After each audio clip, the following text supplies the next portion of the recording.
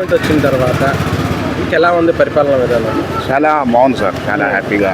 చంద్రబాబు గారు వికలాంగులకి మంచి ప్రాధాన్యత ఇస్తారు. మాకు పెన్షన్ 6,000 పెరగడానికి కారణం ఫస్ట్ నుండి కూడా రెట్టింపు చేసింది కూడా చంద్రబాబు గారేనండి. మా పట్ల చాలా జాలిగా ఉంటారు.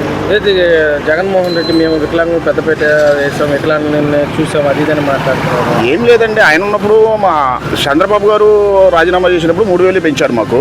ఆ 3,000 ఆయన కంటిన్యూ చేశాడు. కాకపోతే ఆయన జగన్మోహన్ రెడ్డి గారు పెంచింది ఏంటంటే అంతకుముందు 2,000 వచ్చే వాళ్ళకి 3,000 చేశాడు అంతే. అంతేగాని లేదండి. అప్పుడు గతంలో నాయుడు గారు దిగిపోయేటప్పుడు 3,000 చేశారు. అదే 3,000 జగన్ గారు కంటిన్యూ చేశారు.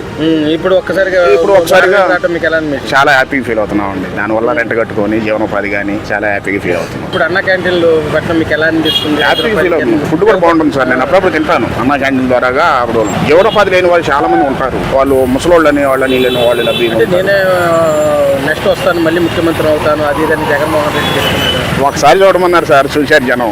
151 సీట్లు ఇచ్చిన వాళ్ళే మరి 11కి దిగజార్చారంటే మరి మనం అర్థం చేసుకోవాలి కదా. వికలాంగులుగా మీకు ఆయన చేసింది ఏమైనా ఉందా జగన్మోహన్ రెడ్డి గారు? మాకైతే ఏం చేసింది ఏం లేదు సార్.